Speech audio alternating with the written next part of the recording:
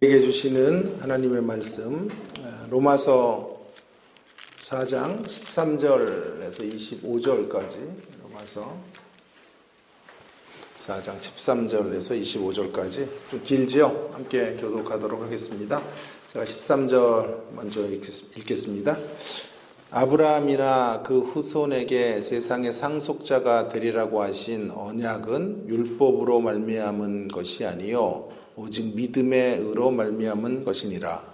만일 율법에 속한 자들이 상속자이면 믿음은 것이 되고 약속은 하나님이 되느니라. 율법은 진노를 이루게 하나니 율법이 없는 곳에는 범법도 없느니라. 그러므로 상속자가 되는 것이 은혜에 속하기 위하여 믿음으로 되나니 이는 그 약속을 그 모든 후손에게 굳게 하려 하시니라. 율법에 속한 자에게뿐만 아니라 아브라함의 믿음에 속한 자에게도 그러하니 아브라함은 우리 모든 사람의 속한 자라. 기록된 바 내가 너를 많은 민족의 조상으로 세웠다 하심과 같으니 그가 믿은 바 하나님은 죽은 자를 살리시며 없는 것을 있는 것으로 부르시는 이시니라. 아브라함이 바랄 수 없는 중에 바라고 믿었으니 이는 내 후손이 이가 되리라 하신 말씀대로 많은 민족의 조상이 되게 하려 하시니라. 그가 100세나 되어 자기 몸이 죽은 것 같고 사라의 태가 죽은 것 같음을 알고도 믿음이 약하여지지 아니하고 믿음이 역시 하나님의 약속을 의심하지 않고 믿음으로 견고하여져서 하나님께 영광을 돌리며 약속하신 그것을 또한 능히 이루실 줄을 확신하였으니 그러므로 그것이 그에게 의로 여겨졌느니라. 그에게 의로 여겨졌다 기록된 것은 아브라함만을 위한 것이 아니요 의로 여기심을 받을 우리도 위함이니 곧 예수 그리스도를 죽은 자 가운데서 살리신 이를 믿는 자니라. 함께 읽습니다. 예수는 우리가 범죄함 때문에 내 죽음이 되고 또한 우리를 의롭다 하시기 위하여 살아나셨느니라. 아멘. 오늘 말씀의 제목은 어떤 믿음의 조상인가 하는 제목으로 함께 은혜를 나누고자 합니다. 지난주에 우리 4장 이야기 앞대목을 좀 다루었습니다. 어떤 내용을 여러분들과 함께 나누었죠?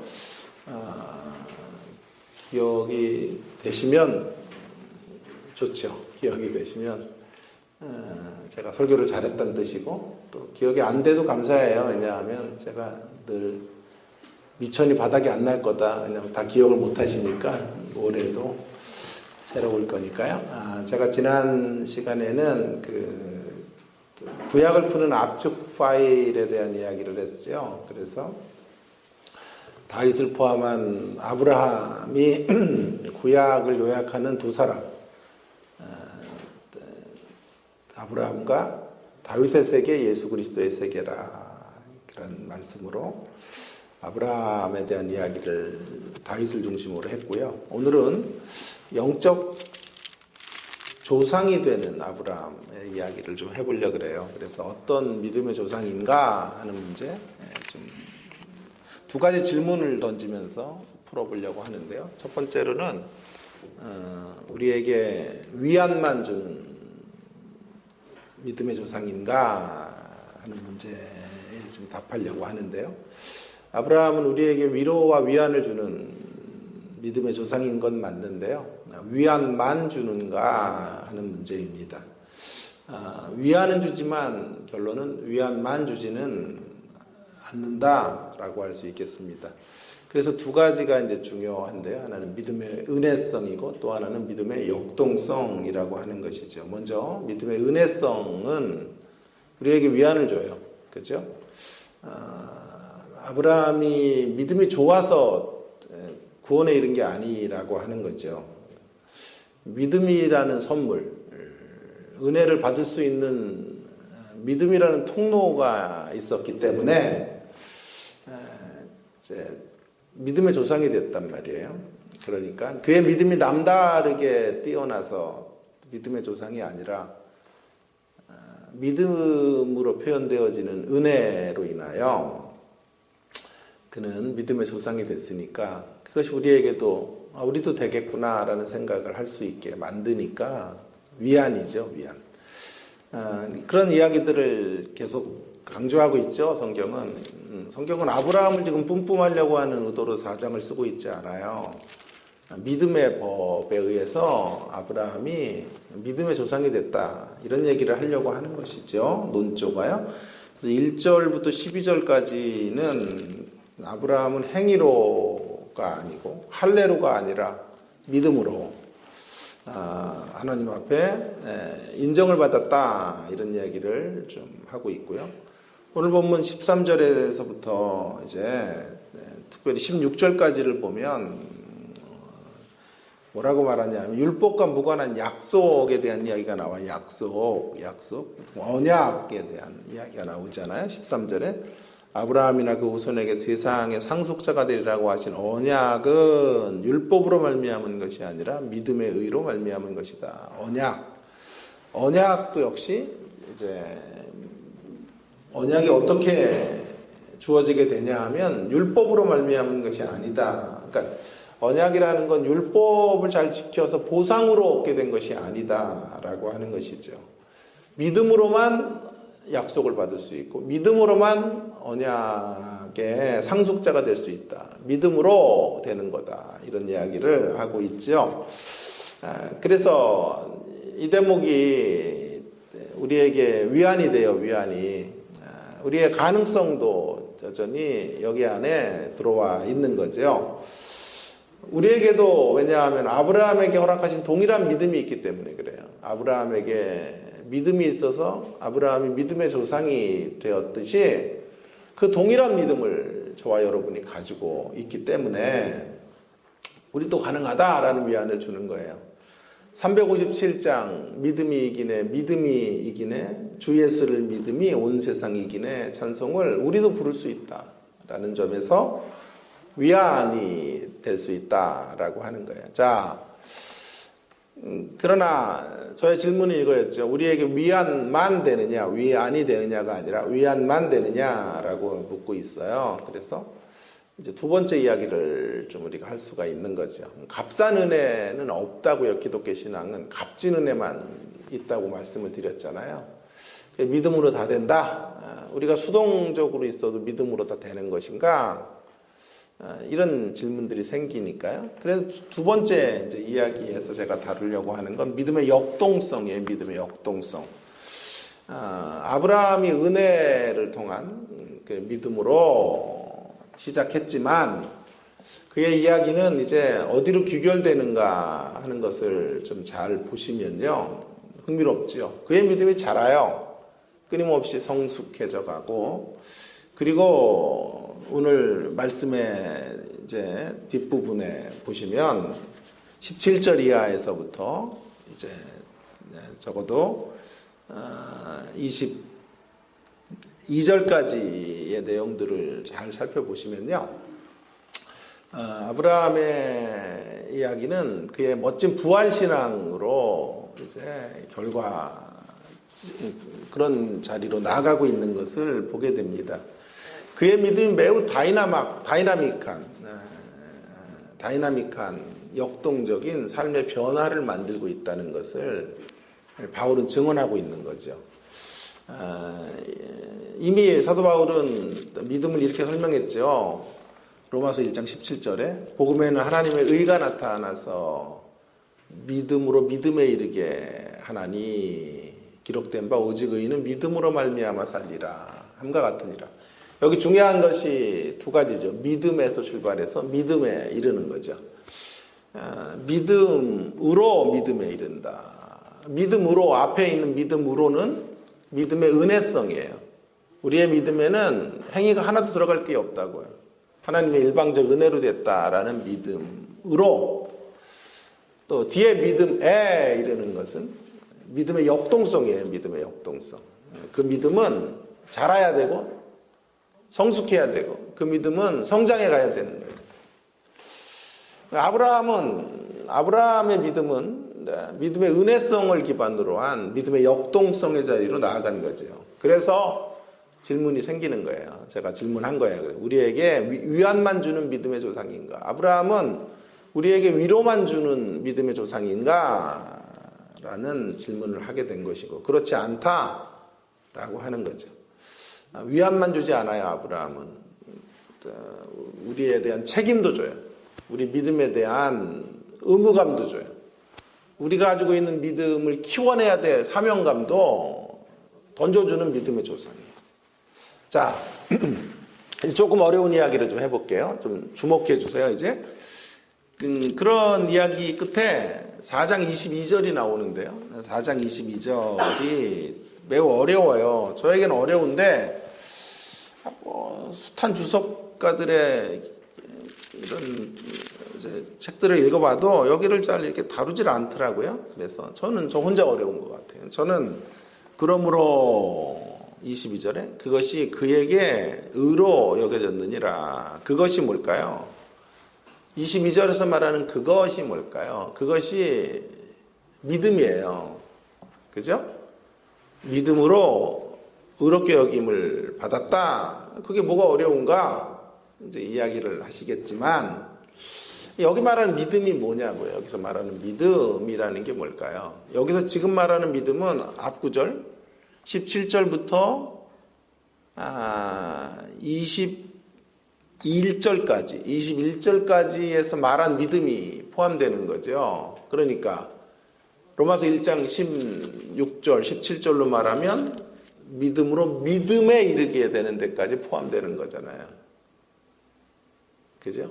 믿음으로 시작해서 믿음에 이르는 데까지 나아간 것을 의로 여기신 거죠. 그걸 보시고 의로 여겼다면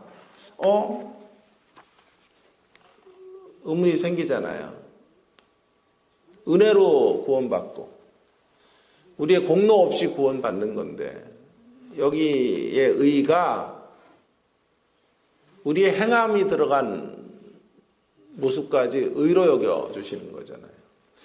이게 어려운 대목인 거예요. 그래서 저는 이런 똑같은 구절이 어디 있냐면 3절에 있어요. 3절에. 그래서 3절 가지고 한번 비교를 해보려고 하는 거예요. 3절에는 무슨 얘기를 좀 하고 있었냐면 3절에서는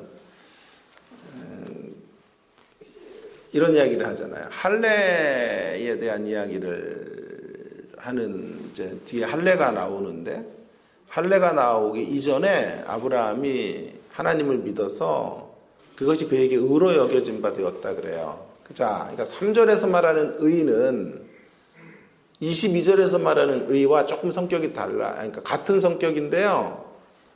의로 여겨주심을 받는 그런 근거가 조금은 달라요. 그래서 3절에서 말하는 의는 의로 인하여 아브라함이 하나님을 믿음에 그것이 그에게 의로 여기신 바 되었다라고 할 때는 창세기로 들어가 보면 15장 6절이에요. 15장 6절. 15장 6절에서 하나님을 믿으니 아브라함이 의로 여겨주심을 받았다라고 하는 거고 할례는 어디 있냐면 17장에 있고 율법은 아브라함 때는 없었단 말이에요. 그러니까 3절에서 말하는 그에게 의로 여기신 바 되었다라고 하는 말씀은 행위가 아닌 믿음으로 되었다 이런 뜻이거든요. 행위가 아닌 믿음이다. 율법이 아닌 믿음이다. 할례가 아닌 믿음이다. 그 얘기를 할 때 의로 여기심을 받았다 이렇게 되는 거예요. 자, 22절은요. 22절은 그러므로 그것이 그에게 의로 여겨졌느니라고 할 때는 이제 그 믿음의 은혜의 측면만이 아니라 믿음의 역동적 측면까지 포함된다니까요. 그 믿음이 자라나서 부활신앙으로 그가 믿음이 좋은 자리로 나아가게 된 것까지 포함해서 의로 여겨졌다. 이렇게 이야기하고 있는 거예요. 그래서 어려운 거죠. 자, 이 부분에 대한 교통정리가 좀 필요해 보여요. 22절로 가면 행위가 들어가 있잖아요. 여기 안에는. 그죠? 3절에서는 행위가 없는 의인데 22절에서는 엄밀히 말하면 행위가 들어간 의라고. 22절이 말하는 의는 창세기로 말하면 창세기 22장, 그래서 같은 22예요. 그래서 이런 짝을 맞추기가 쉽지 않은 건데, 자, 22장과 22절을 한번 같이 연결을 해보면요. 창세기 22장에 아브라함이 그의 아들을 갖다 바치는 그런 높은 수준의 경지를 보시고 의로 여겼다, 이렇게 얘기하는 것과 같단 말이에요. 그러니까 교통정리가 좀 있어야 하는 거죠. 자, 교통정리를 해볼게요. 하나님의 의는요, 하나님의 의라고 하는 건 우리에게 하나님의 의가 주어지게 되는 건 행위로 주어지는 건 아니에요. 믿음으로 얻게 되는 거예요. 그것만은 우리가 분명히 해야 되고요. 자, 그런데 그 다음 이제 논의가 중요할 것 같아요. 행위가 아닌 믿음으로, 행위가 아닌 믿음으로라는 말이 행위가 없어도 된다, 행위가 없어야 된다는 뜻은 아닌 것을 22절을 통해 우리는 또 확인하게 되는 거죠. 자, 그래, 이렇게 설명하면 좋을까요? 하나님의 의의 근거는, 근거라 그랬어요, 근거. 하나님의 의의 근거는 은혜예요, 은혜. 그 은혜를 믿음으로 받아들이는 것이 이제 하나님의 의의 자녀가 되는 길이에요. 자, 그러나 하나님의 의를 위한 열매, 근거만이 아니라 열매로서는 행위가 들어가야 돼요. 하나님의 의의 근거에는 행위가 없어요. 그래서 그 행위 없이 믿음으로 받는 건데, 자, 그 믿음은 반드시 자라야 된다니까요. 그 믿음은 반드시 자라서 하나님의 의를 위한 열매를 맺어야 돼요. 거기에 하는 행위가 존재에 들어가 있어야 되는 거예요. 좀 어렵죠? 다음에 또 이런 얘기들을 또 한번 할 기회가 있을 거예요. 근거는 이 정도만 알아두면 좋을 것 같아요. 근거로는 행위가 들어올 수 없지만 열매의 자리에는 행위가 들어와야 되는 거예요. 그런데 놀라운 건 성경은 마태복음 같은 데는 열매로 할지니 그런단 말이에요. 우리의 구원의 이야기는 열매로서 판단해야 된다, 이렇게 가니까 이 구원의 문제가 그렇게 간단한 문제가 아니고 매우 많은 논란이 되는 거예요. 그래서 제가 그냥 정리하기로는 구원은 행위로가 아닌 믿음으로 받는 거지만 믿음에 따르는 열매는 행위로서 주어져야 한다. 그 정도 이야기밖에 할 수가 없을 것 같아요. 자, 오늘 그러기에 이 아브라함은 위안만 주는 믿음의 조상이 아니다 라고 하는 거예요. 위안만 준다면 행위 없어도 돼, 내가 준 믿음만 갖고 있으면 다 믿음의 조상이야, 그랬으면 위안만 주는 거죠. 그러나 위로만 주지 않아요. 도전도 줘요. 책망도 줘요. 권면도 줘요. 그래서 믿음의 은혜성 위에 믿음의 역동성을 가지고 나아가라, 도전을 주기 때문에. 한마디로 아브라함은 위안이 있는 도전을 주는 믿음의 조상이에요. 자, 위안이 있고 도전도 있다고요. 창세기 22장까지 이르게 된 아브라함의 믿음이 있어야 하기에 도전인 거예요. 창세기 22장은 다음에 제가 설교를 할 때 한번 다뤄볼게요. 한번 너무 많이 로마서를 갖고 길게 끌 수가 없어서 22장은 다음에 한번 다루기로 하고, 창세기 22장에 이르게 된 아브라함의 믿음이 있어야 하기에 도전이에요, 도전. 거기까지 가야 되기 때문에. 도전이지만 그 안에도 또 위안이 굳게 자리를 잡고 있다고요. 그것이 뭘까요? 자, 어떤 게 위안이 될까요? 위안 속에 도전인데 위안이 또 강조돼야 돼요. 위안이 어떤 위안일까요? 그런 높은 수준의 믿음, 아브라함이 보여줬던 창세기 22장으로 나아가는 높은 수준의 믿음이 그에게서 사실 나올 수 없는 것이었거든요. 그의 생내적인 자아를 가지고는 할 수 없는 일들이 이루어진 거예요. 결국 믿음이라는 선물이 만들어낸 결과물인 거예요. 그래서 위안이 되는 거예요.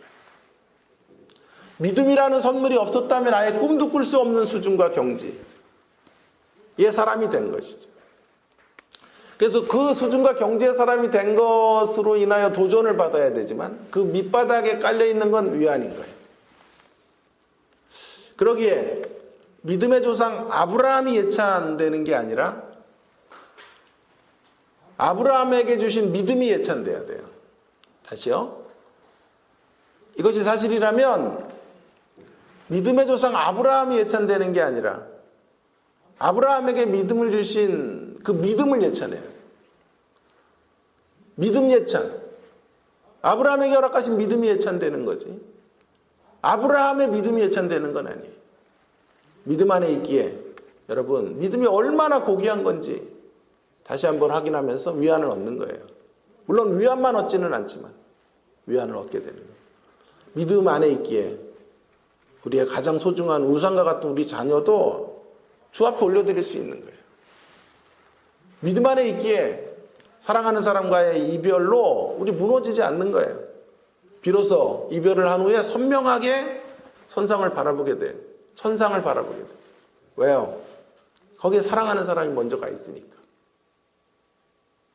이 땅을 떠나도 좋겠다. 왜냐하면 그 사랑하는 사람을 만나러 떠나니까. 그런 믿음의 고백을 할 수 있는 거예요. 믿음 안에 있기에 사는 동안에 억울함을 당해도 내가 기대했던 것들이 산산이 무너지는 현실 앞에 놓일지라도 내가 파괴되지 않아요. 그것을 승화시켜 나갈 수 있는 자리로 가게 되는 거예요. 그것이 가능하게 된 이유는 우리에게 주신 믿음 때문에 그렇습니다. 그렇다면 믿음의 조상 아브라함이라고 할 때 액센트를 어디다 찍어야 될까요? 믿음의 조상 아브라함에다 액센트 찍으면 안 되고요. 액센트는 믿음의 조상 아브라함에 찍어야 되는 거예요.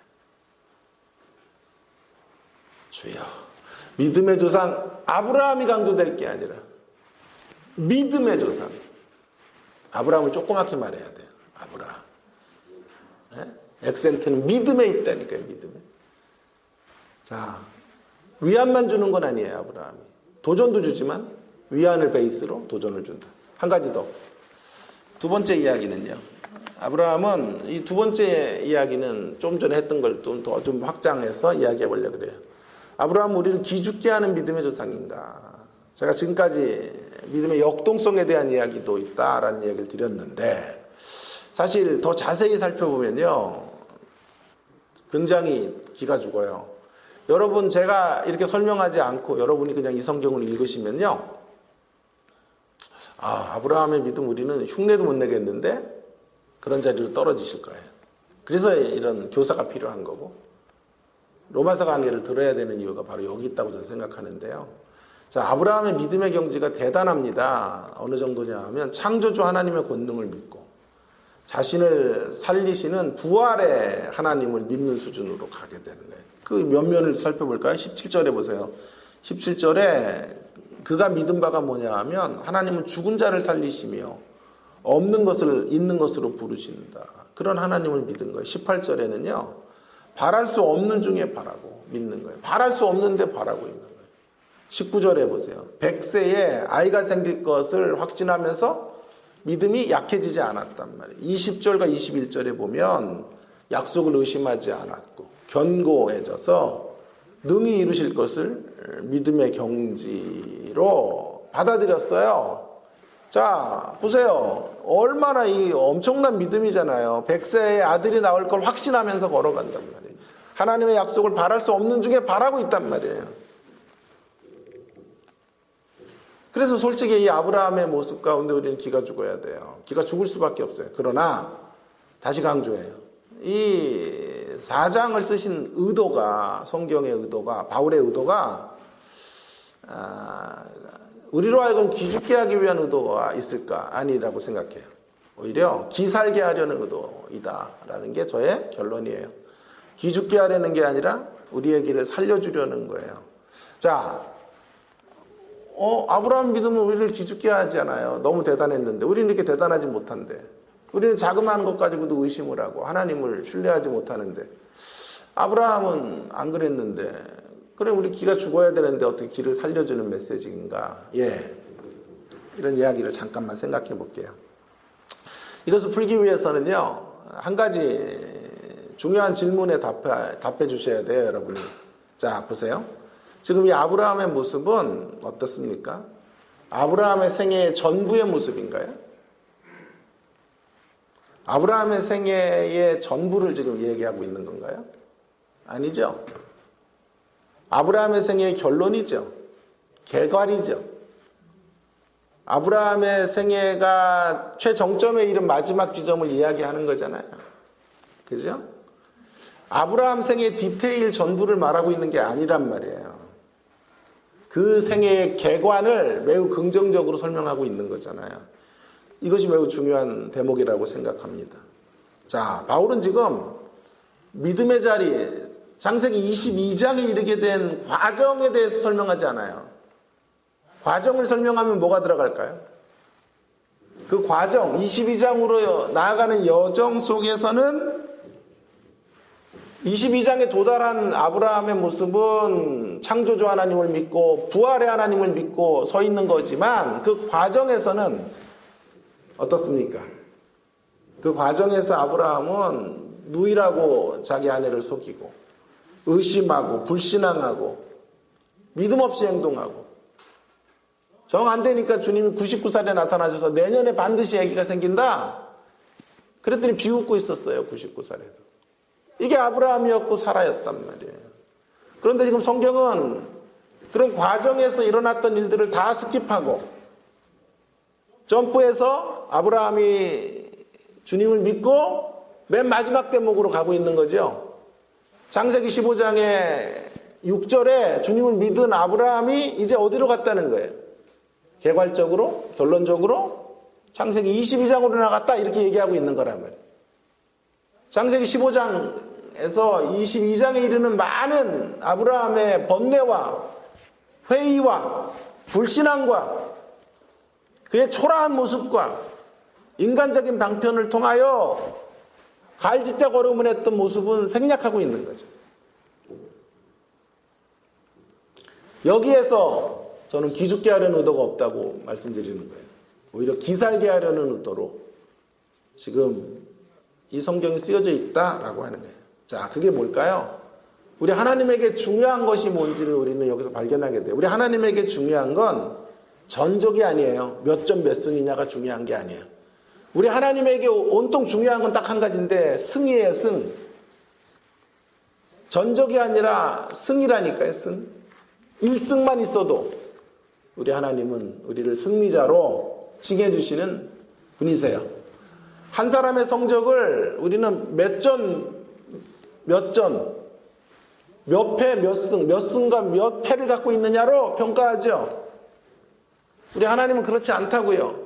100전, 99패, 1승이라도 우리 하나님에게 초점은 1승에 있어, 1승에. 99패를 냈는 것 하나님에겐 별로 중요하지 않고 99패의 자리에서도 마지막 1승을 하지 않았네요. 그 1승의 이야기를 끌어올리셔서 의롭다고 여기시고 의의 반열에 세우시고 믿음의 조상이 되게 하시는 99패 100전 중에 99패면 방출 선수예요. 그러나 하나님에게는 1승이 중요해요.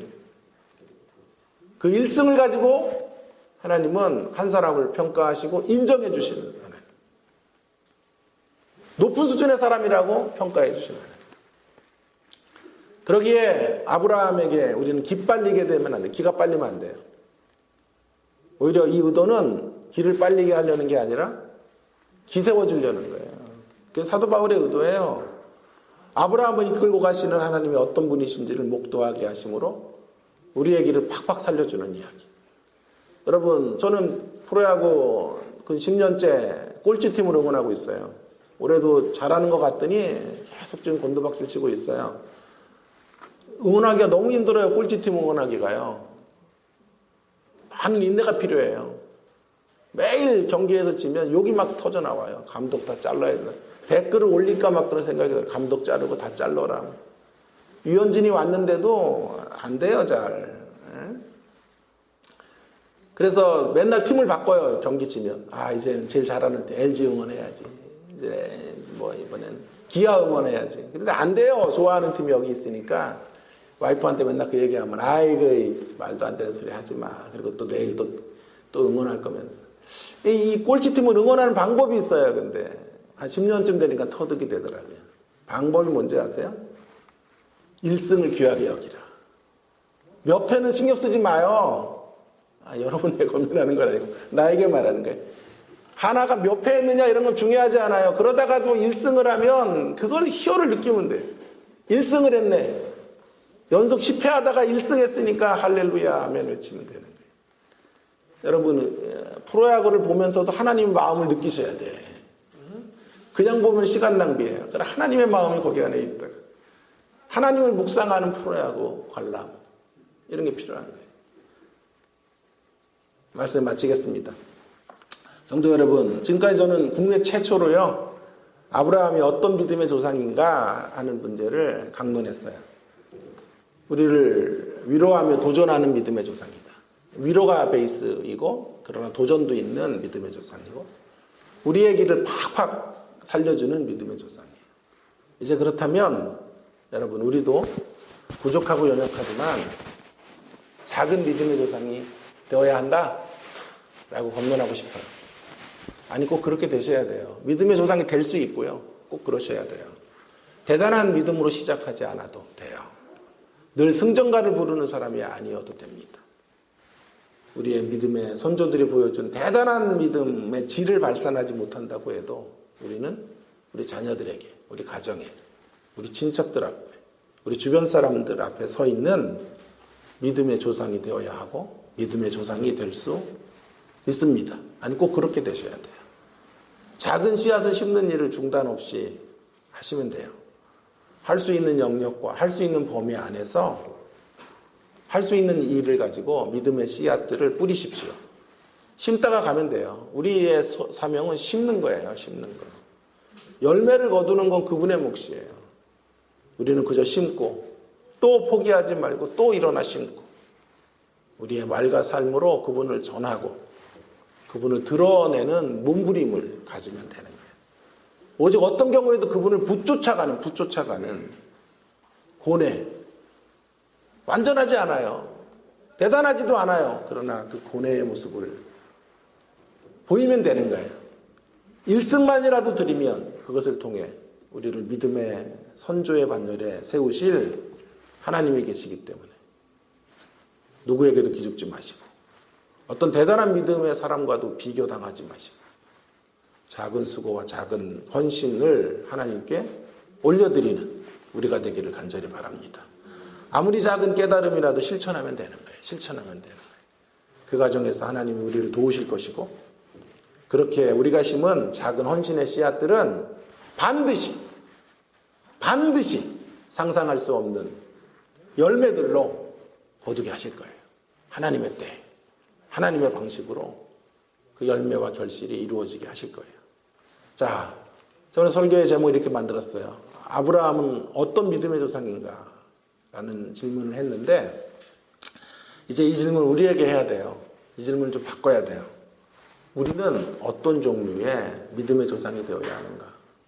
아브라함의 이야기가 아니에요. 우리의 이야기여야 돼요. 그래서 마지막 결론이 이렇게 가는 거예요. 오늘 마지막 결론 23절이 이렇게 가는 거예요. 그에게 우러러갔다 기록된 것은 아브라함만을 위한 것이 아니요. 24절에 우리도 위함이니 우리를 위한 거예요. 우리를 위해 우리가 믿음의 조상이 되는 이야기로 들어와야 된다라고 하는 거예요. 우리도 믿음의 조상이 돼야 돼요. 우리는 아브라함보다 더 확실한 근거가 있어서 믿음의 조상이 될 수 있다는 거예요. 왜요? 우리는 예수가 있어요. 예수님이 선명하게 우리 가운데 오셨고 예수의 죽으심과 살아나심을 경험한 사람들이. 그래서 25절에 예수는 우리가 범죄한 것 때문에 내어줌이 되고 또한 우리를 의롭다 하시기 위해 살아나셨기 때문에. 아브라함은 먼 발치에서 예수님의 십자가와 부활을 받지만 우리는 이 예수님의 이야기를 이미 경험한 자들로 서 있기 때문에 우리는 더 확실하게 믿음의 조상이 될 수 있는 것이죠. 우리는 어떤 종류의 믿음의 조상이 되어야 할까요? 이 물음에 답하시며 이 물음에 답하는 가운데 우리의 다짐을 저는 이런 종류의 믿음의 조상이 되겠습니다 라는 우리의 다짐을 기도로 올려드리는 이 아침 시간 되기를 주의 이름으로 축원합니다. 축원합니다. 축원합니다. 기도하겠습니다. 우리 통성으로. 여러분, 아브라함이 믿음의 조상이에요. 아브라함만이 아니라 우리 모두가 믿음의 조상입니다. 조상이어야 합니다. 대단한 믿음의 족적을 남기지 못한다고 해도 포기하지 않고 심으면 되는 거예요. 아브라함도 대단한 길을 걸어서 22장에 오른 게 아니에요. 아브라함을 예찬할 필요가 없어요. 아브라함의 믿음이 대단한 게 아니라 아브라함에게 주신 믿음이 대단한 거예요. 믿음을 예찬하는 거예요. 우리에게도 그 동일한 믿음이 있기 때문에 우리가 할 수 있는 범위 안에서, 할 수 있는 영역에서, 할 수 있는 일들을 하다가 떠나는 거예요. 계속 심으세요. 포기하지 말고 낙심하지 말고. 열매와 열매를, 눈에 보이는 열매들을 당장 바라보지 못할지라도 좌절하지 마시고 심고 또 심고 또 심고 걸어가십시오. 주님의 때에 주님의 방식으로 열매를 거두게 하실 거예요. 반드시요. 반드시. 이찬수 목사는 아버지가 40일 금식하고 돌아가셨어요. 아버지 때 열매 못 거뒀지만 아들 때 열매 거둬서 한국 강산을 저렇게 평정할 정도의 설교자가 되잖아요. 반드시 그 아버지가 뿌려놓은 씨앗들, 대단한 씨앗은 아닐지 몰라도 아들 때에는 상상할 수 없는 역사를 거두게 하시고, 낙심하지 마시고 심고 또 몸부림치고 또 오뚜기처럼 다시 일어서서 믿음의 여정 계속해 가시는 우리가 되기를 위하여 통성으로 함께 기도하겠습니다. 기도하십시다. 하나님 아버지, 은혜를 감사합니다. 오늘도 저희들에게 귀한 생명의 말씀을 주시고 말씀 가운데서 하나님 아버지, 우리가 어떤 믿음의 조상 되어야 하는지 알려주셔서 감사합니다. 아브라함과 같은 믿음의 조상으로 서기 원합니다. 하나님 아버지, 비록 부족하고 연약하고 흠이 많지만 하나님 아버지 우리에게 주신 믿음을 통하여 하나님 아버지 두벅두벅 걸어가게 하시고 하나님의 역사 위하여 쓰임받는 저희들 되게 하여 주시옵소서. 하나님 아버지, 울며 씨를 뿌리는 저희들이 되어지기를 간절히 원합니다. 하나님 아버지 씨 뿌리는 인생의 길을 끝까지 주님 걸어갈 수 있도록 주여 도와주시기를 원합니다. 낙심하지 아니하고 하나님 아버지 절망하지 아니하고 하나님의 뜻을 받들어 하나님의 영광의 통로로 주님 저희들이 설 수 있도록 하나님 아버지 은혜를 베풀어 주시기를 간절히 소망하오니 아버지 하나님, 오늘도 우리 가운데 역사해 주시고 우리 가운데 하나님의 은혜를 베풀어 주시고 하나님의 크신 역사를 하나님 드러내 주시며 날마다 하나님 안에서 좌절하지 않고 절망하지 않고 믿음으로 일어설 수 있는 저희들 모두가 되게 해 주시옵소서. 우리 하나님께서 우리의 실패보다 우리의 일승을 귀하게 여기시는 하나님, 그 하나님 앞에 날마다 심는 사람들로 설 수 있도록 주여 인도하여 주시고 역사하여 주시옵소서.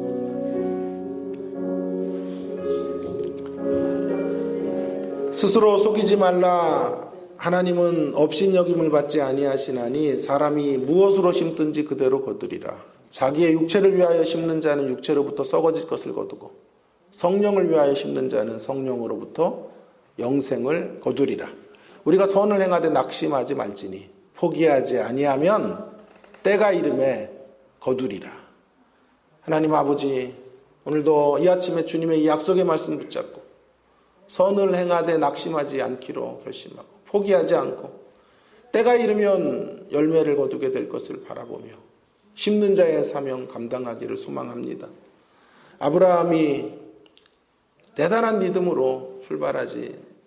믿음의 사람으로 출발하지 못했지만 창세기 22장에 이르게 되고 믿음의 정상에 우뚝 섰던 것처럼 하나님 아버지, 그 동일한 믿음을 우리가 갖고 있음으로 인하여 우리도 하나님의 손끝에서 하나님의 열심 가운데 만들어지고 완성되어질 것을 믿습니다.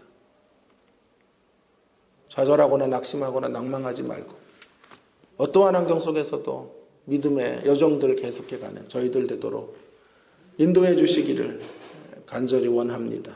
날마다 선을 위하여 심게 하시고 아름다운 씨앗들을 심는 저희들 되게 해 주시고 열매가 거둬지는 것은 하나님의 몫으로 남겨두고 심는 일에만 전력하다가 주의 부르시는 그날까지 그렇게 축복하고 다른 이들의 믿음의 조상이 되는 일에 주님 저희들의 작은 헌신을 드리는 그런 모습으로 설 수 있도록 인도해 주시기를 간절히 원합니다.